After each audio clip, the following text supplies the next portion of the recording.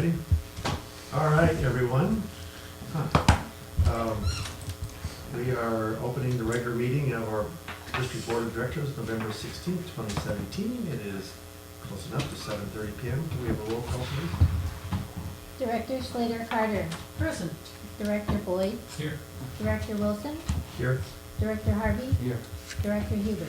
Here. So the president's statement is quite, there's a little rain today. How much rain do we have, Catherine?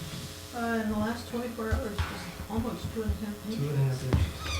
Thanks to the rain gauge on the MWSD side, I can keep track of that. There we go. So, with that said, we're off to a good start for the fall. And I'm not even sure why I'm asking this question, since I do not see an audience, but are there any oral comments? Anyone that's not on the agenda? I don't think so. Okay, going to the consent agenda. We have 10 items. The first item is to approve the minutes for the September 1, October 5, and October 19th meetings. 2 is approve the financial statements for September 2017. 3 is approve the warrants for November 1, 2017. The SAM flow report for September 2017. Monthly review of the current investment portfolio. Connection permits applications received. Monthly water production report for September 2017. The rain report. The solar energy report. And the monthly public agency retirement service report for August 2017. Are there any items any of you wish to pull from the agenda, consent agenda? I have none. Hearing none. So moved. Thank you. Second. Yes. Okay, it's been Annie, all in favor? Aye. Okay, it's 5-0. We have no old business, and so we'll go right to the new business, which is the reserve designation for the SRF loan. Clemens, you were on. Okay, thank you. So this is an information item in which we would like to let the board know that we've been reminded by the state that we are actually required to set aside 2 semi-annual payments for our SRF loan, for the big SRF loan. It comes up to $241,000 that we have to essentially keep in reserves. We can do this we can increase this amount or get to this amount within 10 years. So we can take our time to set this slowly aside, but we are already 2 years into this agreement. So we are now allocating almost $50,000, $48,000 from our existing reserves to still the existing reserves, but we're going to label this so that it is clear that this is for the SRF loan. This does not have an immediate fiscal impact to the district. The next time we will see this, or where this really makes a slight difference, is when we're going out for our next rate study and consider this. Ultimately, it takes a little bit away from our existing reserve that we have been trying to build up on the water side. And so our reserve requirement is simply a tad bit increased. So again, this is just for board information that we are required to do this and are following the state's instructions pretty much. And how long is this loan again? How many years? This is a 20-year loan. So you'll essentially have the reserve at year 10, and then we put it back. Basically, it's a dedicated, untouchable reserve account. Yes. Any questions by anybody? So moved. But there's no, this is information. Oh, there's no, we don't have to move to do it. Well, that's good. No, it's actually a fait accompli. It's just information. Well, that's good news. So, all righty, second item is review and possible action concerning the 4th Street Water Main Project completion and contract release. Yes, so we had a 4th Street water main project that was actually done in 2016, so last year. We kept the project actually a little bit longer open because we took advantage of the contractor doing some sewer work here and there under the same permit, ultimately, under the same mobilization Instead of cost. saying we took advantage of it, let's just say we worked collaboratively with it. Well, I think it worked to the advantage of the community, the contractor, and us. So, Yes. yes, it was a collaborative effort. So now all this work has been completed. We have a 5% retention. The law requires a 5% retention kept with us, and now we can return $21,556 to Stolowski and Gonzalez. Actually, we received today a notarized release from the contractor. There is no lien period, so we can simply issue a check with probably the next board meeting to the contractor. So the recommended action is to accept the 4th Street water main project and authorize the manager to file the notice of completion. Any discussion? Can I have a motion, please? I'll make the motion. I'll second. Okay. All in favor? Aye. Okay. And our last item, well, no, with the reports this week, our last business item is review and possible action concerning authorization to vote at the general session meeting at the ACWA 2017 Fall Conference. So, our president, Dwight, and myself will be attending the Association of California Water Agency Fall Conference this year. And so we plan on attending the annual membership meeting of the Association of California Water Agencies. And a new president, I think it's actually president and vice president will be elected. Yes, president and vice president will be elected. And we'd like authorization to cast a vote. So the suggestion is to authorize the board president to cast votes at the Aqua General Session meeting on behalf of the district. I'd love to present to you a list of the candidates, but wasn't able to find that online in time before the meeting. Yeah, I think we, the other thing we might just so in all transparency, apparently there's some bylaws votes as well. That's right. Just allow us to vote in, yes. And the bylaws, I think, are attached to this agenda, Bylaws so. are attached to the overall document. So it's basically letting you have the authority to vote on these issues. Any other discussion on that one? Oh, just for the heck of it, if we did make the authorization, what would that mean? That means the whole board would have to go there and vote? No, it means I couldn't vote. That's all it means? That's all it means. Okay. So you're either trusting me to make a vote, or you're saying I don't trust you, you can't vote. Those are your options. Okay. If you say that Dwight can't vote, maybe I can still vote. Well, maybe you should, you don't know. You both can vote. Yeah. Yeah, whatever. Anyway, is there a motion here? I'll make a motion to support your voting and representing the board. All in favor? Aye. Choose wisely. I would do my best. Probably out of glass of wine first or something. Okay, we have some reports, starting with the sewer authority. I'll start with, on Saturday, we had about a 4-hour workshop on the strategic plan with with the SAM board and facilitated by Martin Roush, Roush Communications. We had a good bit of SAM staff there, including Beverly and Tim. We also had Tim Lyons from SRT there as our engineer, as SAM's engineer. And we had it was a lengthy discussion. I would say that there was kind of an airing of the grievances to get it all started. The question was, what's the one thing that you really want to see us tackle? And it worked out to be the airing of the grievances. Issues around governance and micromanagement, having an appropriate CIP so that we actually can have predictability on the planning, budgeting, and finance. Talked around that quite a bit, but probably one of the key things that we discussed was whether or not Half Moon Bay intends to act on its threat to withdraw from the collections system.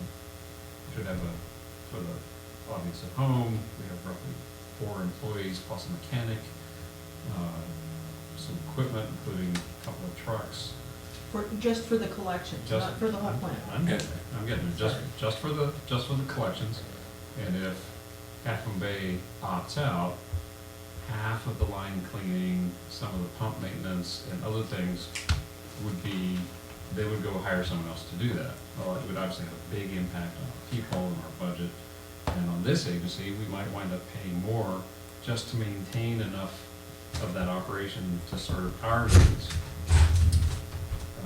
Granada expressed great concern about that as well, being concerned about whether or not they would be able to stay with the collections portion of SAM should Half Moon Bay withdraw.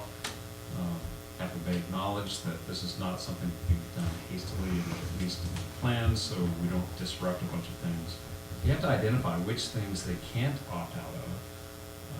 Somebody has to provide emergency call-out services, and Tim, or what is his official title? Is he the superintendent, or is it Chief dog.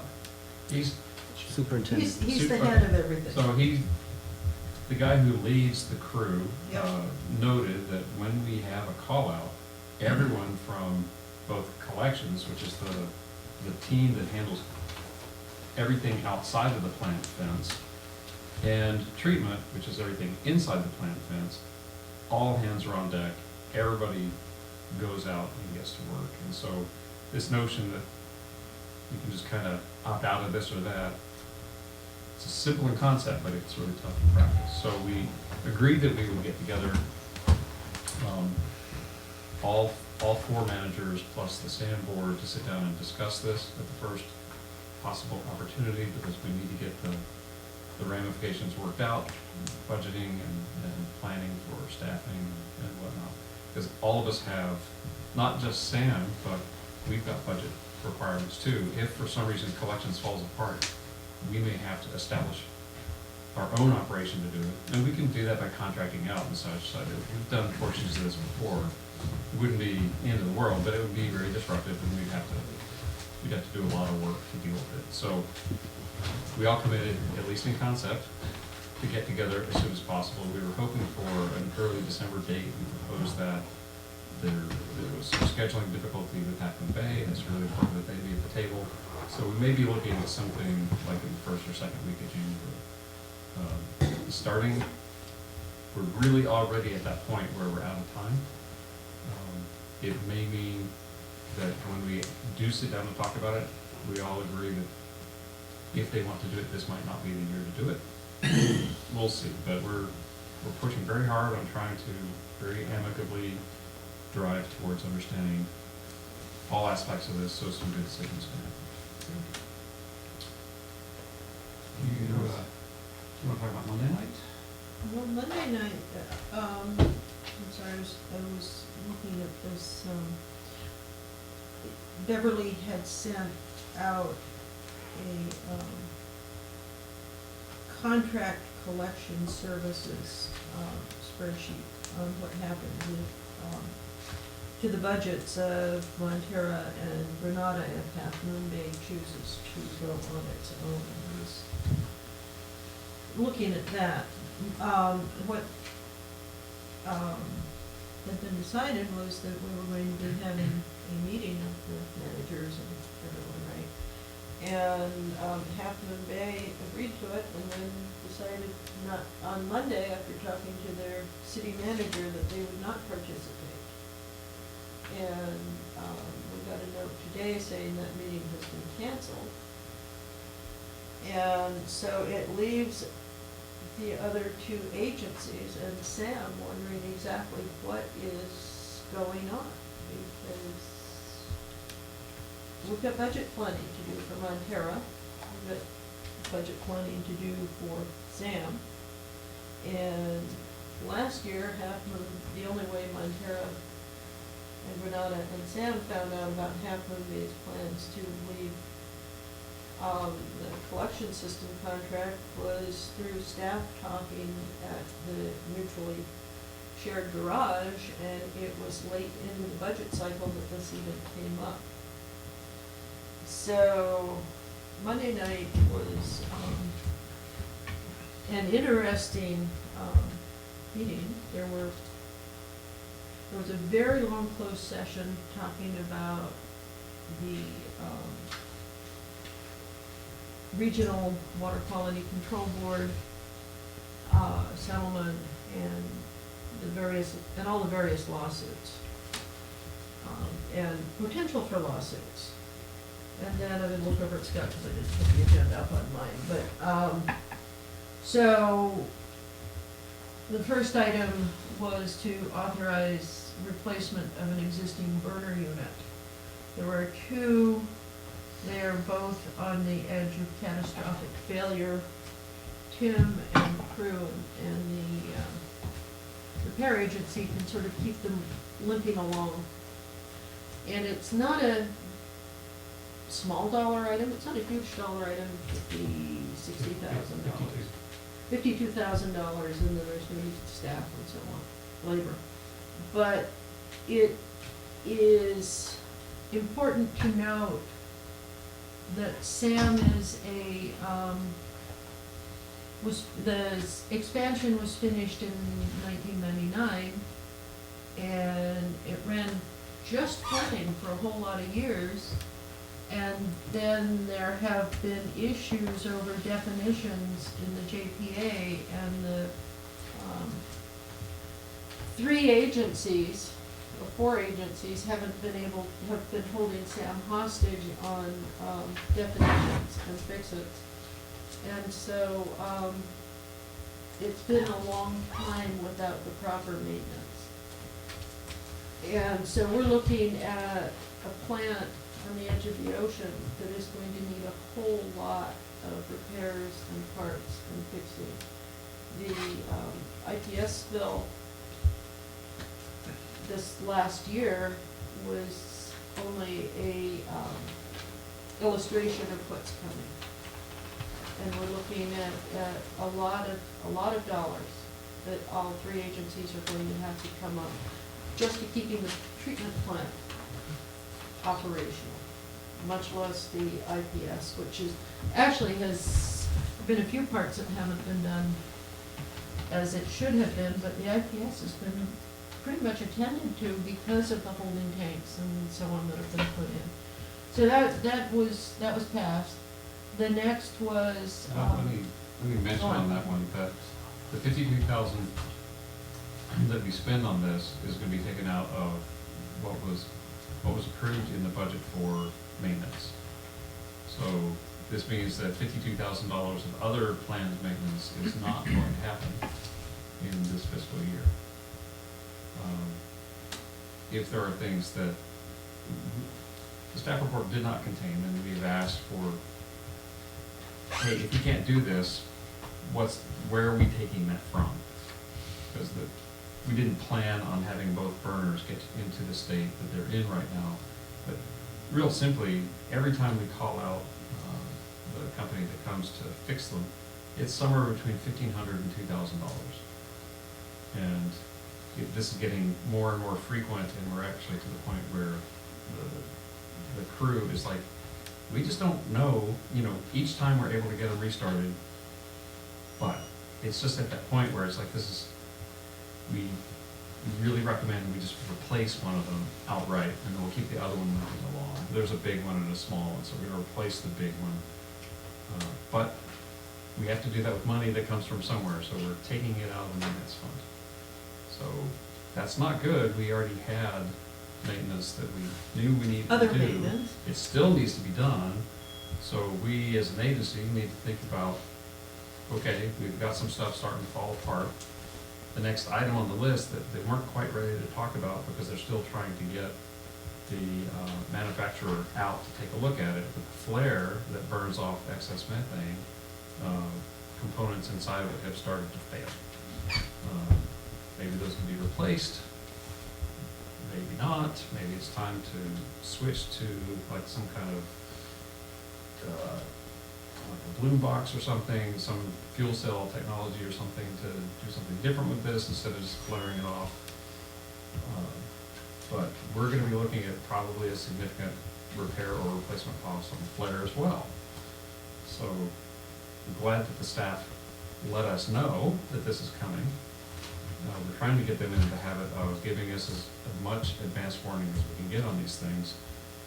I'm glad we're getting some advance notice on these now, but this is all gonna come at cost, and if stuff is like actually outright failing, it's something that we're gonna have to sort out. So, And then the other one was to replace a truck, and, given my personal background of involvement in vehicles, I actually asked to see it, and they said the engine needed to be replaced, and I could agree with that. But replacing the truck was kind of silly because body, the brakes, the transmission were all in good shape. Unfortunately, the other light-duty truck, where the engine is just fine, the body is falling apart, and, well, when you say falling apart, you noticed that the frame was rusted. not the frame, but the frame that holds the windshield in, Oh, right. and the areas around the windshield were rusted through, and those are not repairable. And,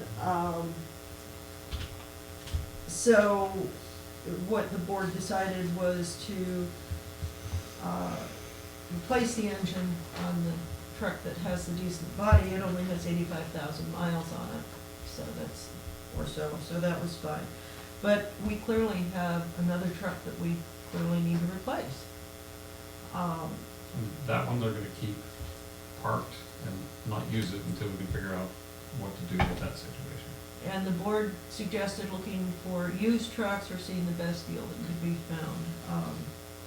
Everything has a problem, and frankly, you can get, through the state purchasing program, you can get a small truck, Ford F-150, which I don't think is that small, but we're in the 2000s, so that's different. So So we're looking at that. The last one, well, let me just mention the budget request was for 30,000 and we authorized 7. yeah, Because, and they didn't bring it up, so I did. We just spent 52,000 unexpected dollars. You're not gonna get the 30. It's not gonna happen. It's gotta come from somewhere. We're not an ATM. You can't magically make money happen. Things happen that we have to tend to, but we need to tend to them. What I said that night was, I learned a long time ago, the cheapest car you can buy is the one you've already got.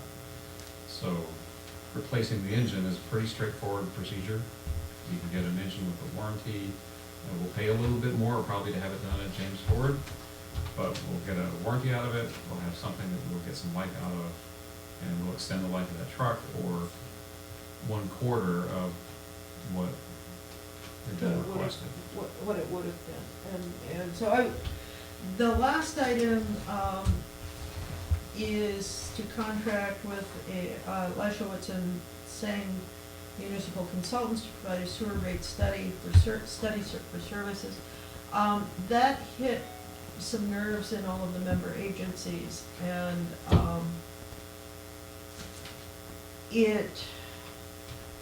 let's see, it really, Half Moon Bay was very unhappy with it. It was discussed, and we all agreed that it would be nice to know what it costs Sam to provide, treatment services for for the member agencies and for the others that use the SAM services. But that it should not necessarily be called a sewer rate study, because that had visions for everyone of Sam trying to take over billing for sewer rates. And I have to tell you, I don't think Sam particularly aspires to that, given that they've got all this other stuff to do. And frankly, their staff at Montara, Granada, and Half Moon Bay were all skilled and competent and have the systems in place. But It was deferred, it was not approved, it was deferred for further discussion. The finance committee, which is myself and Leonard Warren, we're gonna be meeting on December 2nd, and we'll be going through a lot of things. And one of the things that I intend to do, if we have enough time, is to pick through the RFP and the proposals to identify items that we think would be of generally accepted value to SAM in terms of understanding the cost of providing services. But it hit a raw nerve with all three agencies, this notion of a sewer rates fee study. It's like, we have three different agencies with three different ways of arriving at rates, different ways of doing billing, and the board has not asked for this at all. I think we had, honestly, I think it's a really simple communication breakdown. So we'll see if in the work that's been done, there's good material to extract. We're also gonna be looking at the infrastructure plan that our engineer at SAM and our engineering firm have put together, which has the list of the high priority projects. We'll be trying to put into some shape effectively what it's gonna cost us every year for the next 10 years to run this operation. As Catherine mentioned, there's a lot of catch-up work on things that have been deferred for the downturn in 2009 through however long it took to get the country back on its feet, plus the time of, shall I call it, the period of great difficulty of trying to get one of our partners to chime in and help pay for the important work that needed to be done. So there's some catch-up work. And then there's going to be an annual amount that we should be spending every year to take care of the things that wear out. It's a lot. And it's probably in the neighborhood for the coast-side as a whole, is somewhere 2.5 to 3 million a year just to keep the thing from rotting out. I mean, this is, it's painting your house, it's replacing your roof, it's that kind of thing. It's preventing the plant from looking like the truck with the holes in it. Right, so some basic maintenance and repair of what we currently have takes real money, and we know that. I mean, Montara knows that. We do a lot of work every year in our streets with our lines, with our pumps, with our pressure relief valves, our electrical all of our monitoring systems and so forth. So a whole lot of stuff to do. I'm kind of looking forward, oddly, I'm looking forward to this, the finance committee meeting, because we're going to play with some real hard numbers. Okay. We got some more discussion on, I believe, on closed session as well, so. We do, but for the public, we're going to be, Montara is going to be needing to do a rate study, and our rates are going to be going up. Okay. That's sort of the bottom line of all of this. All righty, Mid-Coast Council? Mid-Coast Council, county is considering a cannabis cultivation ordinance. The Board of Supervisors is going to be hearing it very soon. They haven't reached out to Sam, and frankly, neither has Half Moon Bay on their cannabis cultivation. And those, if they could have impacts on the sewer plant, and there should be discussions with the sewer plant about what kinds of things are being considered to be allowed.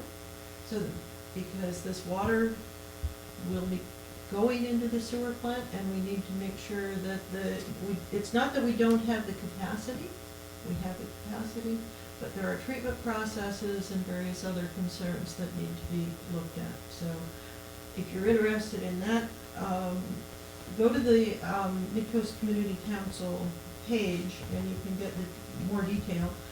On December 6th, mark your calendar, at the Half Moon Bay Yacht Club, which is at 214 Princeton Avenue. Dr. Charles Lester, who was the head of the California Coastal Commission, will be talking about climate change and the coast. He's also a consultant for the city of Half Moon Bay on their local coastal program update. There is a 3-minute video on his presentation, so it's not in depth. on the Midcoast Community Council, but this is something,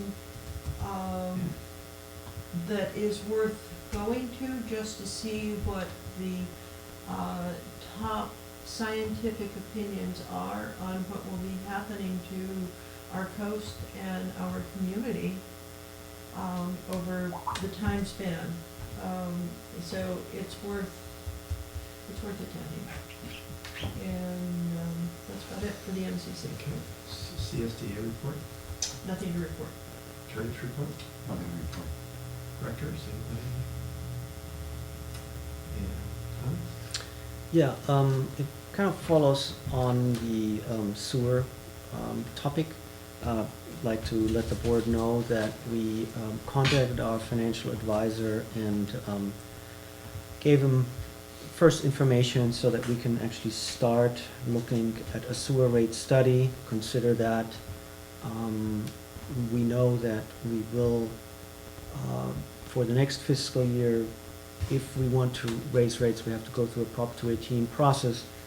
So we will need a sewer rate study, and we started initial conversations with our financial advisor. So how do you do a sewer rate study when you have no idea what they're gonna charge you for the SAM folks? Well, there are actually first documents coming out. There was a document on Monday that was considered that, I think, and that is probably where Scott took his $2.5 to $3 million per year that need to be spent on the coast side. And those are the documents that we're actually Okay. talking about. But yes, the variables are a lot this time, yeah. That's one of the reasons why we're kickstarting this early. Alrighty, as I promised, this is gonna be a short meeting for the open session. We are gonna go into closed session, and we'll report anything out after our closed session. Closed session, for the public is that we are going to a conference with legal counsel on several existing litigation issues. So we will go into closed session, let the camera go, and give you a chance to. Raise your hand if discuss. somebody